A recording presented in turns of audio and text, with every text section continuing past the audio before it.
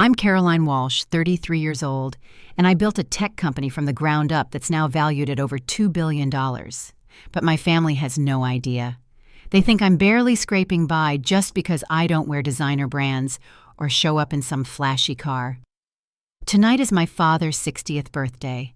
It's supposed to be a celebration of his life and legacy, but for me, it's the final chapter in a story I've kept hidden for years. By the time the candles are blown out, everything they thought they knew about me will be different. Before I go any further, let me know where you're listening from in the comments and hit that like and subscribe button if you've ever been underestimated just because of how you look. I grew up in a quiet suburb outside of Portland, Oregon. We lived in a modest 3-bedroom house with faded shutters and a creaky porch swing. Back then, things were simpler. My dad, Leonard Walsh, worked long hours running a small manufacturing business. My mom, Barbara, stayed home with my older sister, Rachel, and me. We didn't have much, but we had Sunday dinners, backyard birthdays, and values you could count on, things like honesty, hard work, and keeping your word. That all changed when I was 15. Dad landed a major contract, and almost overnight, everything shifted. We moved into a gated community with a circular driveway and a 3-car garage. The old Ford truck got traded for a sleek black Mercedes. Suddenly, we were hosting wine tastings and catered dinners instead of backyard cookouts. My sister took to it faster than anyone. 2 years older, Rachel swapped her thrifted jeans for high-end labels and cut ties with every friend who didn't live in the right zip code. It's not just about having money, she told me once. It's about proving you belong. My mom didn't push back. If anything, she encouraged it, making little comments about how I might want to put on some lipstick or connect with people who had vision. But those weren't my people. I didn't care about image or status. The more they chased prestige, the more I pulled away. When I left for college, it felt like exhaling after holding my breath for years. I enrolled in a state school, studied computer science, and worked 2 jobs to cover tuition. My dad was disappointed I didn't choose the expensive private university he had in mind. But computers made sense to me in a way people didn't. They didn't care what you wore or who your friends were, just whether your code worked. I built my first software prototype in the corner of my dorm room between double shifts at the campus cafe and late nights in the lab. Nobody in my family knew. They thought the dark circles under my eyes were a sign I couldn't keep up. When I video called home, Rachel would point at my hoodie and ask if I'd finally given up on style. Mom would suggest I smile more and maybe get out of the house now and then. But I was building something brick by digital brick. By my junior year, I'd won a national competition that gave me just enough seed money to start what would eventually become Luminate Technologies. I ran it out of a tiny apartment above a laundromat, ate microwaved rice for dinner, and poured everything I had into that company. 5 years later, we had over 300 employees. Our neural interface platform was making headlines. We had clients in healthcare, education, even defense. But through it all, I kept one part of my life completely separate: my family. They didn't know about the company. They didn't know about the downtown penthouse or the board meetings or the million-dollar contracts. I didn't tell them not because I wanted some dramatic reveal, but because I wanted to see if they could ever see me. Just me. Not the clothes, not the car, not the balance sheet. They never did. Every Sunday, I drove my practical sedan to their marble-floored mansion and sat through dinners filled with quiet judgment. My mom would ask if I'd considered a makeover. My dad would offer to introduce me to someone who could help me get on track. Rachel would pick apart my outfit with a smirk. When the invitation came for my dad's birthday gala, heavy cardstock gold trim formal attire required, I knew it was time. Not for revenge, but for clarity. One last chance for them to see who I really was before they found out who I'd become. And that's how I ended up staring into my walk-in closet the morning of his birthday, holding a silk blouse and a tailored blazer, wondering just how far this night might go. The sun had just started to dip behind the hills when I pulled into the drive at Lakeview Country Club. Twinkle lights lined the hedges wrapped around columns draped from trees like it was a wedding reception. Outside, valets rushed to open doors and park a long line of luxury cars, Porsches, Bentleys, one silver Rolls-Royce near the entrance. My Audi didn't turn any heads.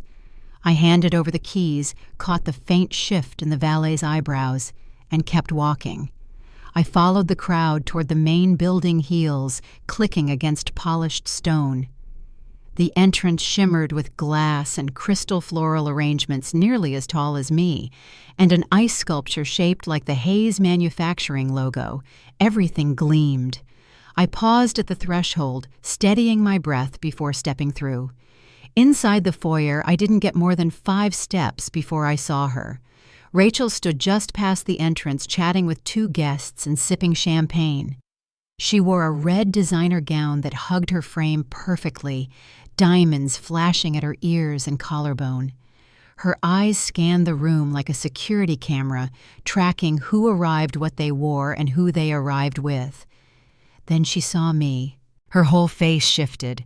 The smooth party smile dropped in an instant. She moved fast, setting her glass down and crossing the room in quick strides until she stood directly in front of me. "What are you wearing?" she asked, her voice low but sharp. I glanced down at my outfit, dark jeans, silk blouse, navy blazer, and back up at her. "Evening to you, too." She didn't blink. "Caroline, this is Dad's 60th. Everyone here is someone. You can't walk in looking like that." Like what I said, calmly. "Clean, presentable, on time." "Don't be smart," she hissed. "You knew it was formal attire. This looks like something you'd wear to a grocery store." A few guests nearby had paused their conversations. I felt their glances, felt the weight of being evaluated. I wore what I was comfortable in. "This isn't about comfort," Rachel said, crossing her arms. "It's about respect. Dad's been planning this for months. He's got investors here. You showing up like this, it's an insult." "I'm not here to impress strangers," I said. "I'm here for Dad's birthday." Rachel let out a short laugh, the kind that sounds more like a scoff. "Success. Caroline is about knowing the moment, and right now, you look like a moment missed." Then she turned, waved toward the ballroom. "Dad, we have a situation." I saw him before he saw me, standing near the edge of the ballroom, deep in conversation, tuxedo, sharp silver hair combed back neatly. When Rachel called, he looked over. His smile faded. He walked over slowly, adjusting his cufflinks, his eyes locked on mine. "Caroline," he said, not unkindly. "What is this happy birthday, Dad? You look—" He gestured with one hand, uncertain how to finish. "I look like myself," I said. He glanced toward the entrance, then back to me. "You knew this was black tie." "I'm dressed respectfully." "This isn't respectful," he said, his tone hardening. "It's disruptive. We have people here, people from work, people who judge. You understand first impressions, don't you?" I held his gaze. "I do." He gave a tight nod. Then, "You should understand why this isn't acceptable. I don't believe clothes determine a person's worth." "You may not," he said, voice tightening, "but in my world they do. This is my night, Caroline. Don't make it about you." My mother approached from across the room, a glass of wine in one hand, her heels clicking gently on the marble floor. "What's going on?" Rachel leaned in. She showed up like this. My mother's face shifted in slow motion. She looked me over from head to toe, her smile fading. "Oh, sweetheart," she said carefully. "I'm sure we can find something in the back. Maybe one of the staff has a spare dress you can borrow." I blinked. "A server's dress," I said. "It would be more appropriate than this," she said gently. "Just for tonight." "No," I said. The silence stretched. "I'm not changing," I told them. "Either I'm welcome as I am, or I'm not welcome at all." My father looked around.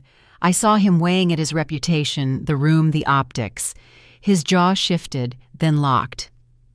"I think he said it would be better if you returned when you're dressed for the occasion." Leonard, my mother, began, but he held up one hand. "This is my birthday," he said. "My event. My rules." Caroline knows what's expected. I looked at him for a long moment. Then I nodded. "Happy birthday, Dad. I hope you get everything you want tonight."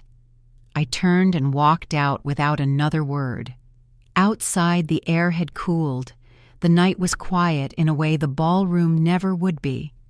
I crossed the stone terrace and followed a gravel path around the building until I found a bench tucked beside a small fountain hidden just enough by shrubs and low lighting. I sat down, pulled out my phone, and opened my inbox. There were updates from my development team. A few urgent messages from the operations lead overseeing the Hayes manufacturing integration. I started typing responses, head bent over the screen. Work was a familiar place. It made sense. It didn't change depending on how you dressed or who you knew. Every few minutes, laughter drifted through the garden from the open ballroom doors. Champagne flutes clinked. A violin swelled. I stayed seated, answering messages, reviewing specs. A ping on my phone broke the rhythm. A text from Stephanie. "How's it going? Do I need to call in the cavalry?" I stared at the screen for a second, then typed back, "Officially banned. Currently hiding in the garden like Cinderella minus the fairy godmother." Her reply came fast. "Their loss. Want me to send a helicopter?" I smiled, typed tempting. But something tells me this night's not over yet.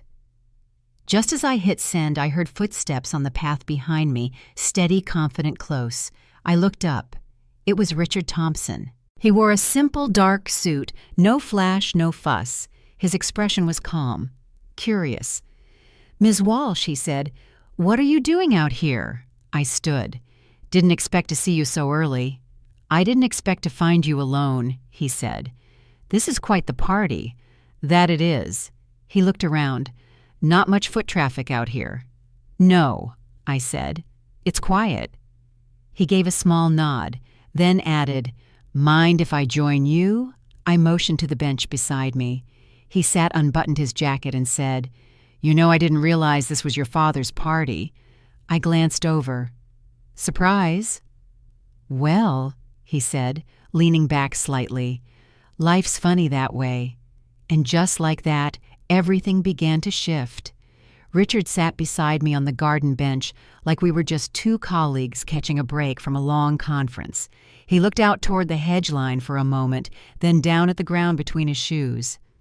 "I wasn't expecting to run into you here," he said. "Didn't realize this was your father's party until someone handed me a drink and pointed toward the ice sculpture."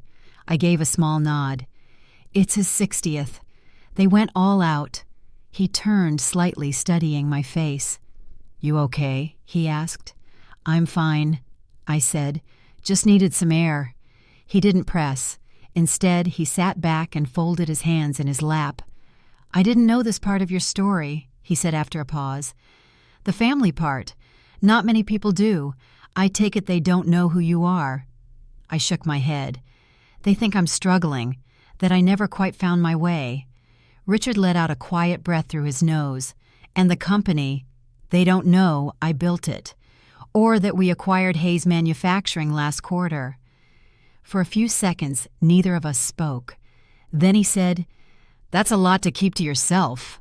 I nodded again. He leaned forward slightly, elbows on his knees. "So let me get this straight. You've been showing up to family dinners every Sunday, sitting through their comments, listening to them wonder when you'll get it together, all while running one of the most innovative tech companies in the country. That's about the size of it." Richard gave a low chuckle. "That might be the most patient long game I've ever seen." A breeze moved through the hedges. The sound of laughter floated from the ballroom, distant but clear. I sat back against the bench, folded my arms lightly. I didn't plan it like this. It just happened slowly. 1 year became 2, then 5. At some point, I just stopped offering updates they never asked for. He gave a small nod. I get it. I looked over at him. Early in my career, he said I showed up to a pitch meeting in the wrong suit, got mistaken for the intern, sat in the lobby for almost an hour before someone realized I wasn't there to deliver coffee. I didn't say anything. A few years later, I bought that company, he said. The receptionist still works for me. She's head of operations now. There was no pride in his voice, just memory. He glanced sideways. You want them to see you. Not your title, not your balance sheet, just you. I didn't answer. I didn't need to. He stood and smoothed his jacket. Well, he said, I didn't drive all the way out here to sit in a garden. You coming? I stayed seated. Not sure I'm ready to go back in. He nodded once. Understood. But I think you will be. Then he offered his hand. I looked at it for a second, then took it. As we walked the path back toward the main entrance, I could feel the shift already. My steps were steadier than before. The sting hadn't gone away, but something else was moving in to take its place. We reached the entrance just as Rachel turned from the coat check. She was mid-laugh talking with someone I didn't recognize, but the second she saw me walking beside Richard, the smile dropped from her face. Her eyes flicked between us. Richard's tailored suit, his calm demeanor, his presence, and me. I watched her face work through confusion, surprise, calculation. Mr. Thompson, she said, stepping forward, voice bright. I didn't know you'd be here tonight. Richard gave a polite nod. Pleasure to see you. She looked at me, then back at him. I hope everything's to your liking. He smiled. So far, yes. Your sister and I were just discussing a few business matters. Rachel blinked. You two know each other? We've worked together for several years now, Richard said. I didn't add anything. Behind us, the ballroom doors opened wide as another wave of guests filtered in. From the corner of my eye, I saw my father at the far end of the room, standing near the stage microphone in hand. He was speaking into it, gesturing slightly as he talked. Then he saw us. His voice faltered. He stared at Richard, then at me, recognition dawning slowly. Richard motioned toward the doors. Shall we? We stepped inside together. The music dipped. Not fully silent, but enough to notice. People turned. Conversations paused. Richard guided us forward. I kept my steps, even kept my face neutral. By the time we reached the front of the ballroom, my father had stepped down from the stage. He looked at me, then at Richard, then back again. Caroline, he said carefully. We spoke earlier. Richard extended a hand. Leonard. Good to finally meet in person.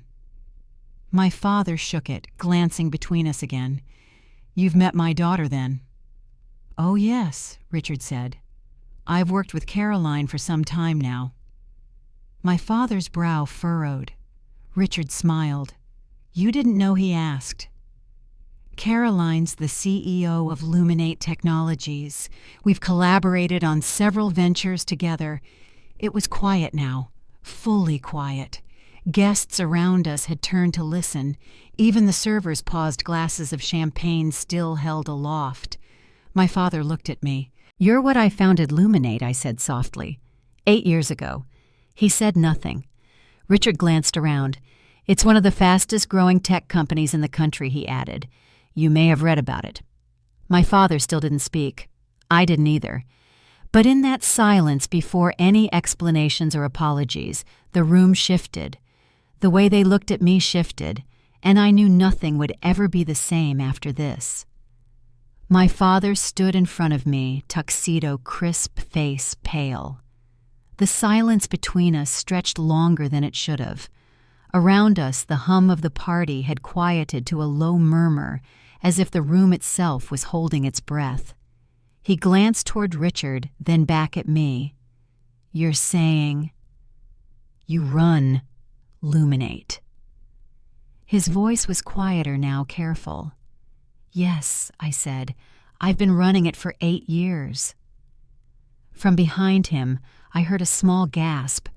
My mother had arrived, clutching her evening bag in both hands.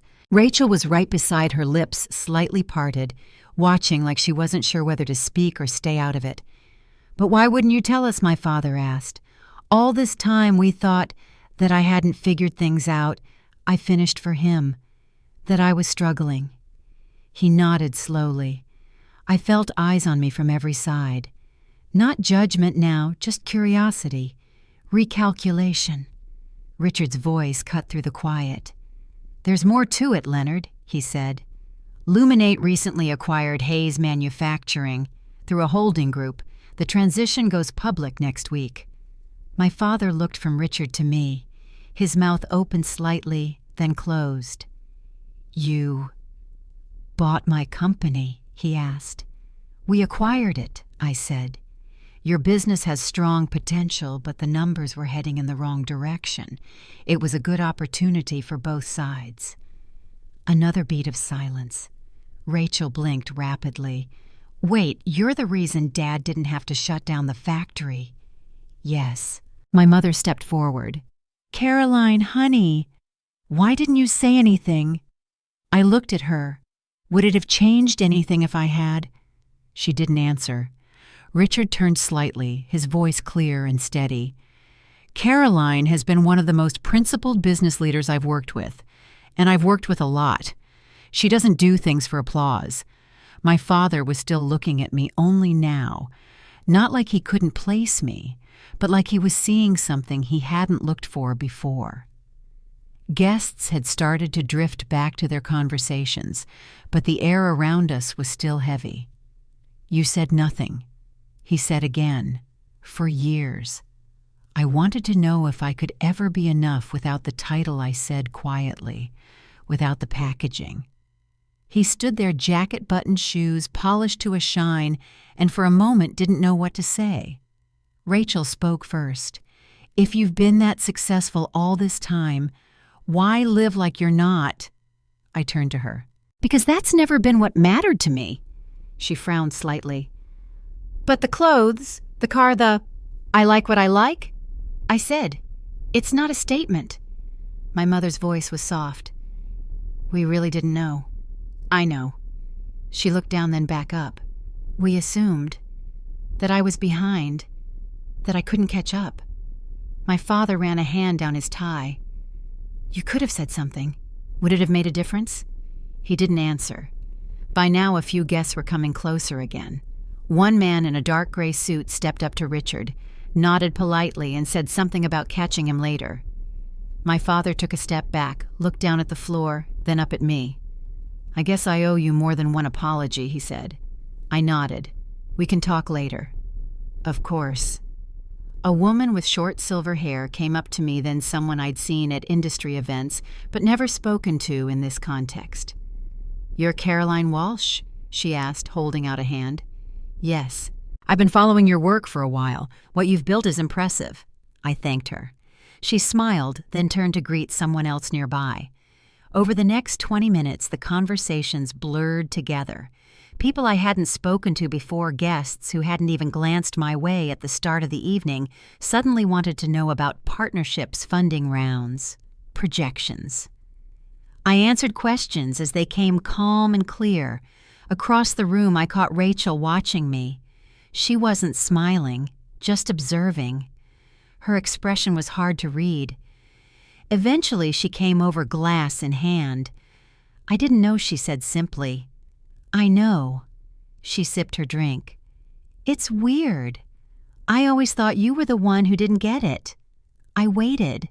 "But now, everyone wants to talk to you, like you're the most important person in the room." I looked at her. "I was always the same person." She nodded slowly. "Yeah, but I didn't see it." I didn't respond. A few feet away, my father stood with two men I recognized from business circles. He wasn't talking, just listening. Every so often he looked over at me. When the room began to shift toward dinner seating, I stepped away from the center and moved toward the edge of the space near a table of framed photos from my father's life. He and I were in a few of them, me as a kid with braces and a softball uniform, him in faded jeans and work boots back when things were simpler. Richard joined me there. "Well," he said. That went better than I expected. I looked over. Did you expect anything? He smiled slightly. I expected it to be interesting. I nodded once. You handled it well, he said.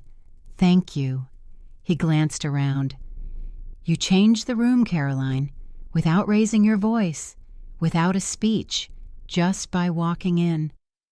We stood in quiet for a moment, watching the crowd shift toward their seats. I think I'll stay a little longer, I said. I think that's wise. He gave me a small nod and headed off to rejoin a conversation near the head table. The night had shifted. Not entirely, not cleanly, but enough to know something had cracked open. Dinner service had just begun when I returned to the ballroom. Round tables were set in soft gold and cream, each centerpiece a towering arrangement of orchids and roses. Waitstaff moved gracefully between guests, pouring wine and delivering plates with silent efficiency. My name card was at table 4 next to Richard's, and a few seats down from my father's. I hadn't planned to stay for the meal, but the energy in the room had shifted.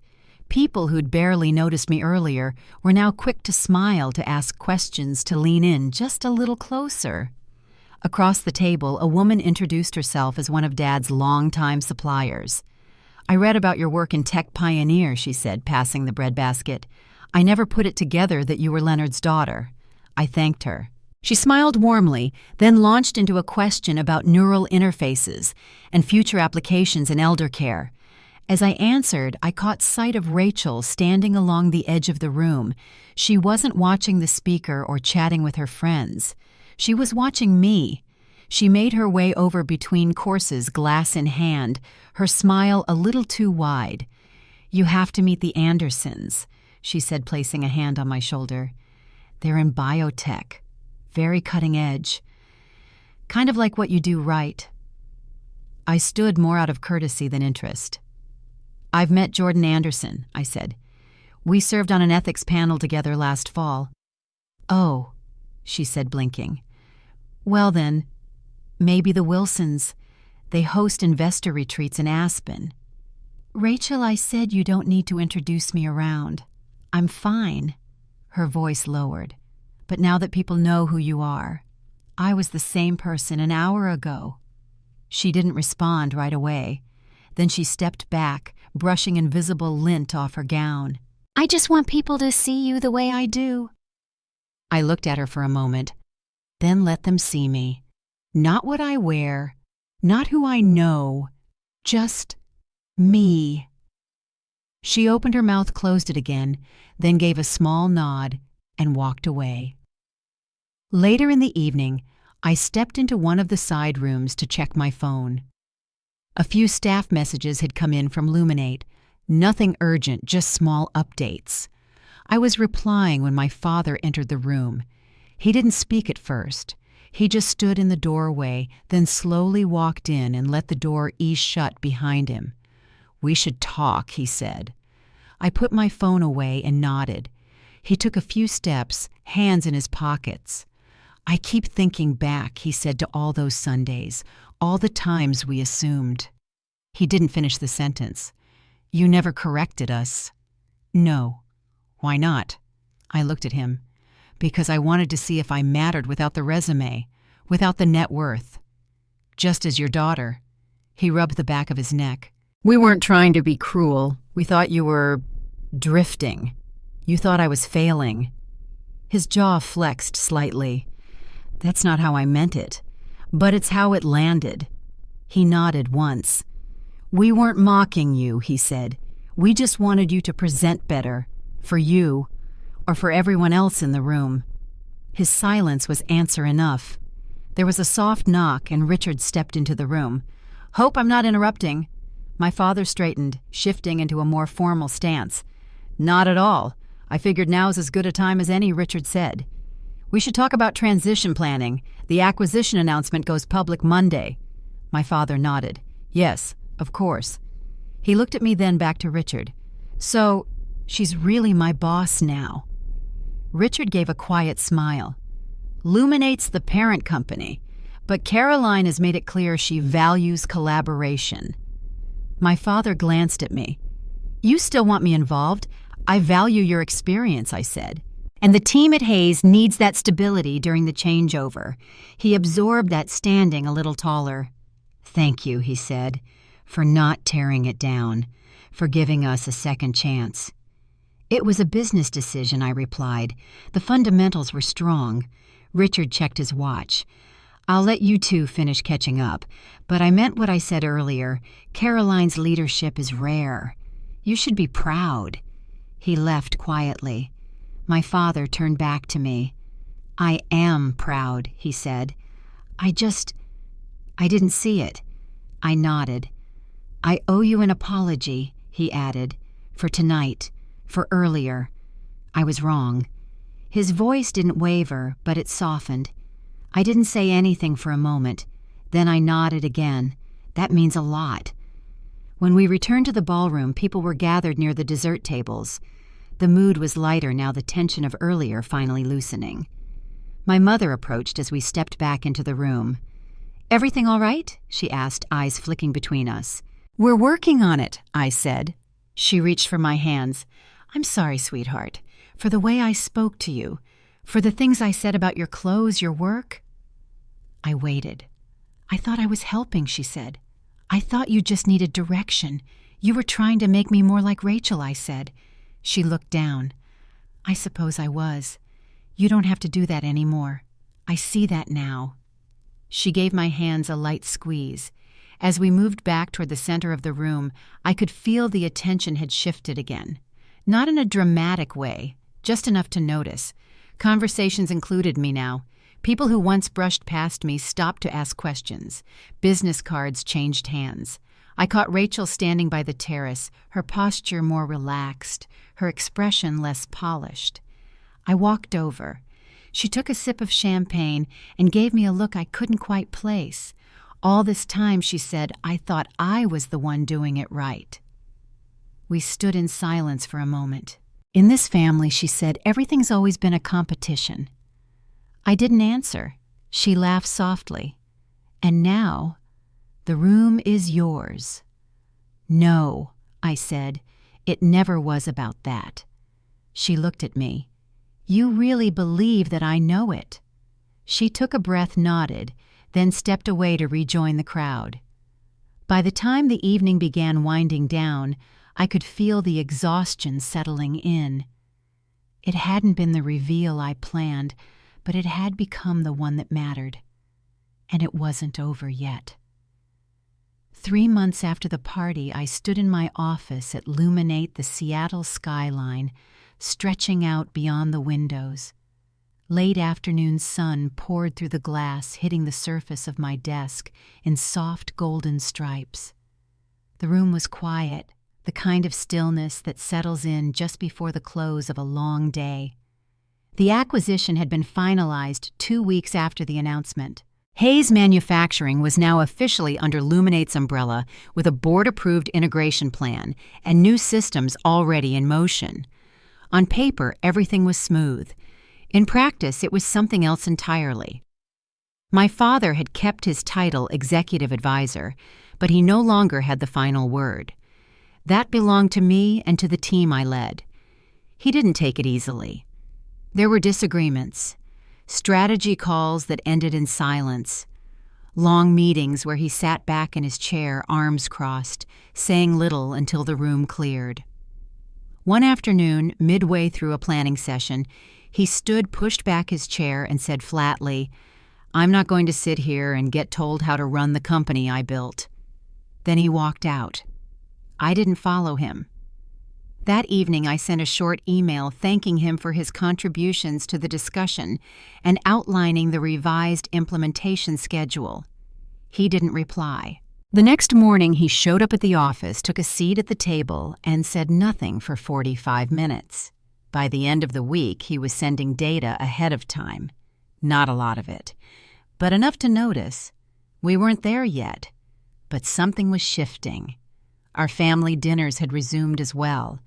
The first few were stiff, full of too careful conversation. My mother kept asking about industry terms she didn't understand, trying to show interest. Rachel arrived with a polite smile and nothing to say. My father mostly watched, trying to figure out how to relate to the person sitting across the table from him.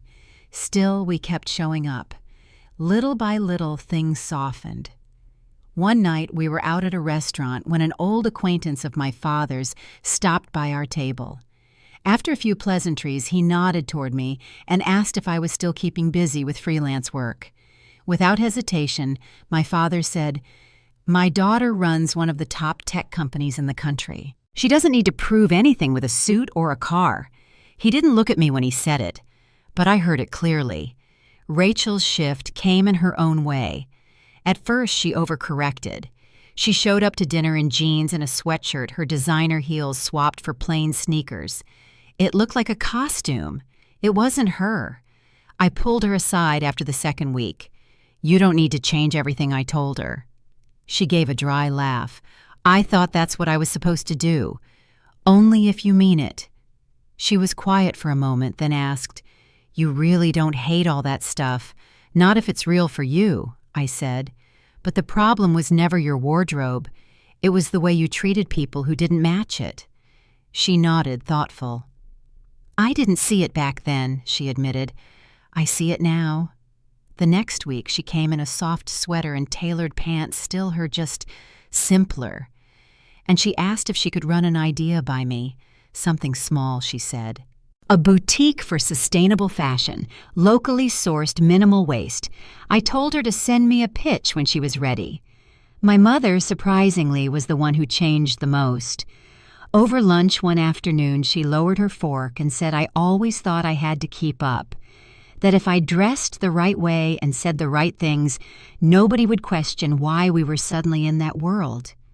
I waited. "But I never really felt like I belonged," she continued. "I thought the best I could do was blend in." "I understand," I said. She looked up surprised. "In tech, I walk into rooms where I'm the only woman at the table," I told her. "People assume I'm the assistant. I know what it's like to feel like you have to prove you deserve to be there." She reached across the table and took my hand. "I'm sorry." That was all she said, but it was enough. Back at Luminate, things continued to evolve. Hayes Manufacturing had already begun posting stronger quarterly numbers. My father didn't always agree with the new systems, but he'd stopped resisting every change.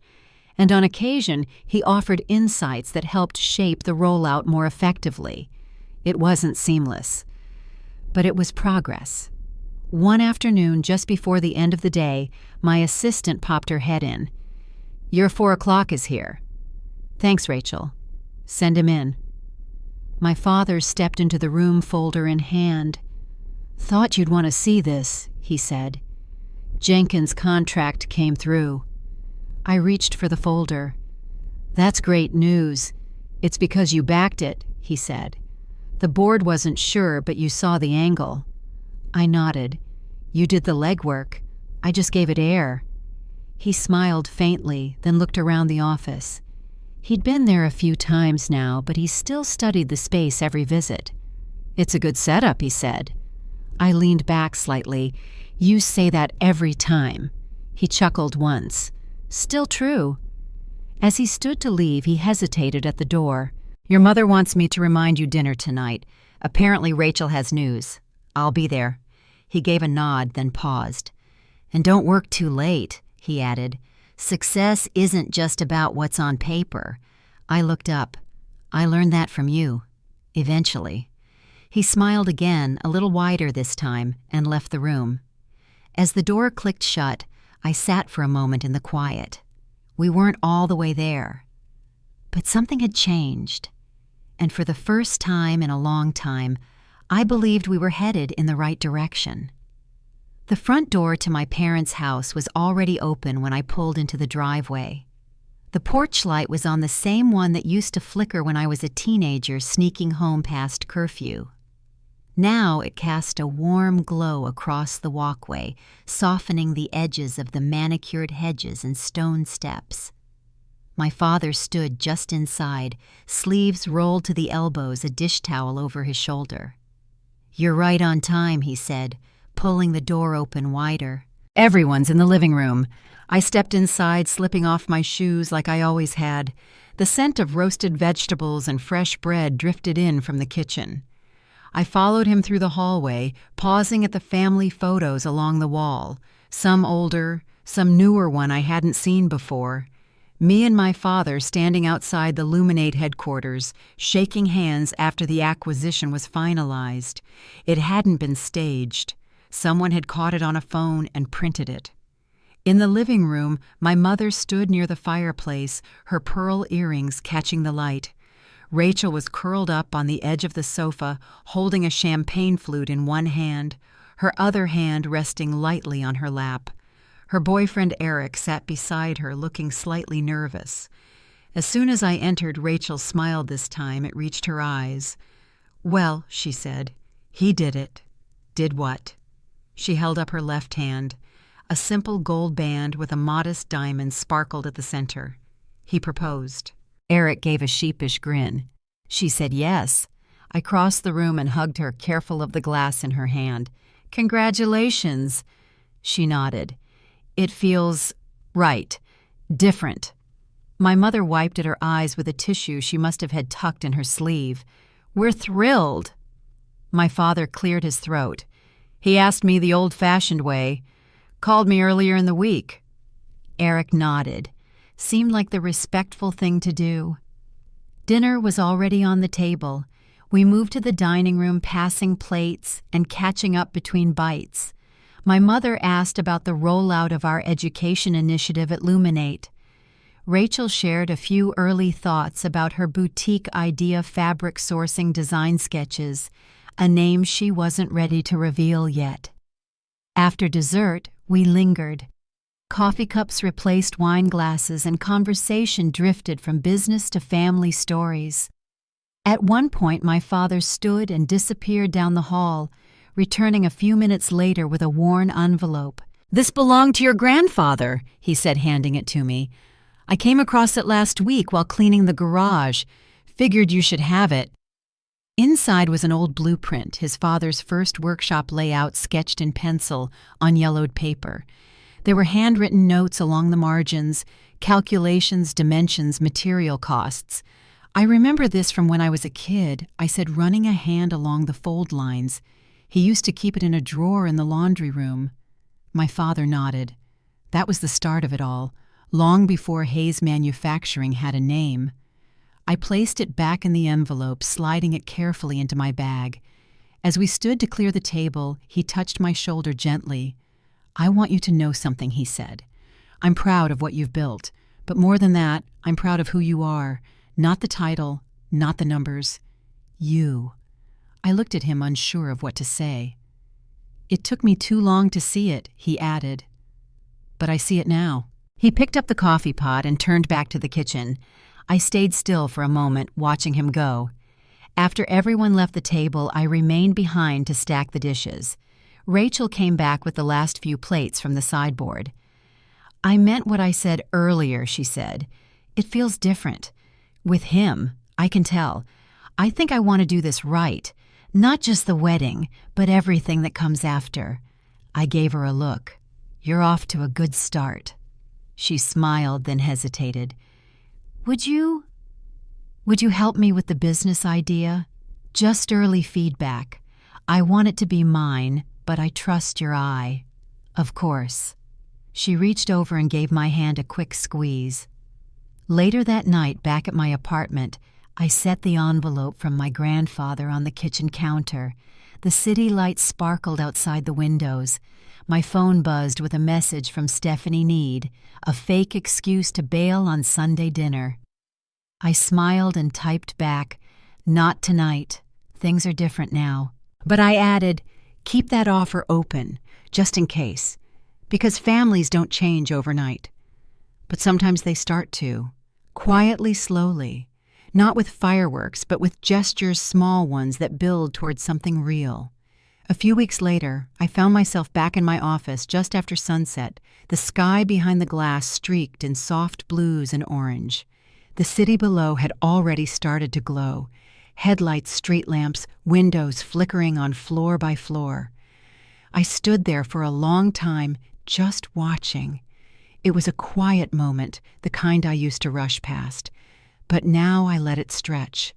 The blueprint from my grandfather's shop still sat on my desk, carefully flattened between two pieces of glass. A reminder of where this all started, not with funding rounds or press releases, but with someone who believed in building things that lasted. We'd just closed another quarter. Hayes Manufacturing was not only stable, it was thriving. My father had adjusted more than I expected. He still bristled now and then, but he came to meetings prepared, asked better questions, even admitted when he didn't know something. That last part had taken time. At family dinners, the tension had given way to something softer. My mother had stopped commenting on what I wore. Rachel had narrowed her focus, finally putting real energy into her boutique concept. She brought swatches last Sunday, and for the first time in years, we sat side by side comparing fabrics over coffee instead of competing for approval. I'd waited a long time to feel seen, not just for what I'd achieved, but for who I was underneath all of it. Not the CEO, not the daughter who didn't dress the part. Just Caroline. And I had been seen. Not all at once, and not perfectly, but enough. Not long ago, I might have believed I needed to earn that recognition. That if I just did more, proved more, became more, my place at the table would finally be secure. But that was never the truth. What I know now is that real worth doesn't live in status or image. It isn't found in applause or title or how well someone dresses for dinner. It's in how you carry yourself when no one's watching. It's in choosing to stand steady even when people misunderstand you. It's in building something true, whether anyone claps for it or not. That night at the party, I showed up simply, quietly, without armor.